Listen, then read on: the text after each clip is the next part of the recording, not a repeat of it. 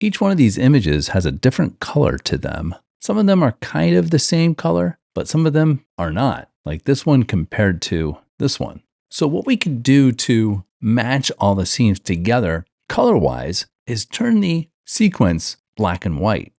I'm going to show you an easy way to turn all of the images black and white instead of going to each one of these images. We could use an adjustment layer. You can find it in the project bin at the bottom down here. It's the icon that says New Item. Now, if you don't see this icon, this vertical bar right here might be over to the left too far. Pull it over to the right so you can see that icon. Click on it and then click on Adjustment Layer.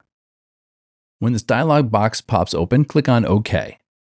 The adjustment layer pops up at the bottom of the project bin. We can click on it and drag it to the timeline. Select it and then go to the left side and drag it to the left. Go to the right side and drag it to the right. You won't see a difference in the imagery yet because we haven't added an effect to the adjustment layer. Let's do that now. Go to the Effects panel. If it's not open, go to Window, Effects, and let's write the word black. Scroll to the bottom of this panel and you'll see black and white inside of Video Effects. Make sure that you are selecting the adjustment layer, and in the effects control over here, you're going to see the black and white module pop up at the bottom. Watch over here when I double click the black and white selection. There we go. See it over here? The black and white has been put onto the adjustment layer. Now when I hover over all of the images are black and white. So this makes the visual look more like they belong together. If you were to put black and white on each one of these images, it would take a lot longer. And what if you wanted to take the black and white off of those images? You would have to go to each one and turn off the effect. So that would take a lot of time. That's why adjustment layers are very effective. Now, if you don't want the black and white turned on for this adjustment layer, you could always turn it off. There are two ways to do it. You can click on the eye right here to turn the eye off, and then that layer is not shown. Let's turn that layer back on again. There's another way you can do this too. In the Effects Control panel, click on the effects where the black and white module is, and that will turn off the black and white effect.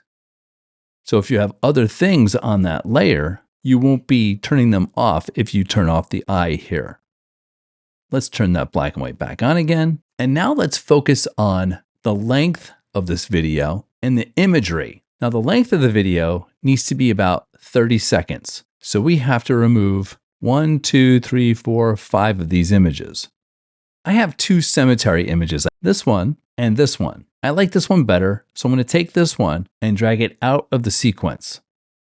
I don't think that this image fits, so I'm going to take that out of the sequence too. This image is kind of weird. I'm going to take that out. This image is a snowy night. I'm going to take this one out. This image is a dead end, and it doesn't seem like it could be a path, so I'm going to take this image out. I'm going to close up these two parts by pressing delete, click in and delete, and then take these, drag them over here, and then take my adjustment layer and drag it over here.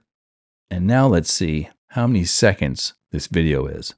So this video is just shy of 30 seconds, and that's good enough. If your project is just shy of 30 or a little bit over 30, that's okay. Now, when you make videos, you're going to have extra footage. This is common, and you don't have to delete it from the timeline. You can leave it there. I'm going to show you a trick on how you can export just this area as an MP4, but we'll talk about that when we export the MP4.